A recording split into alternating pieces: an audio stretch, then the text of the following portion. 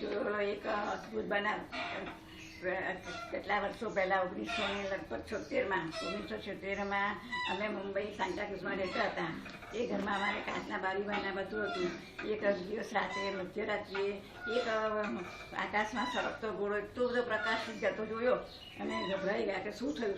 પછી ખબર પડી ગયા તો વિમાન સળગી ગયું છે. વિમાનમાં કેટલા બધા 95 લગભગ માણસો હતા. ડ્રાઈવર પાયલટ બહુ જ હોશિયાર હતો. તેને પેલા હું એરોડ્રોમ પર જેમ તેમ કરીને પહોંચાડી દઉં એમ કરતાં જલ્દી લાવ્યો. પણ બધો ભંગાર નીચે રસ્તે બળતો પર છેક જ્યારે એરોડ્રોમ પહોંચ્યો ત્યારે બધા ભરીને ભસ્મીભૂત થઈ ગયા હતા. એ આત્માઓને શું વીતું હશે. એટલો બધો પ્રસંગ કરુણ હતો કે આજ સુધી પણ ભૂલી શક્યા નથી. અને રસ્તા ઉપર તો એટલો બધો અવાજ, ચીચિયારીઓ, લોકો પડેલા માલને રૂંધવા માટે બીજા સોરવા કે શું થયું. એટલો બધો અદ્ભુત પ્રસંગ કે આજ સુધીમાં અમે ભૂલી શક્યા નથી.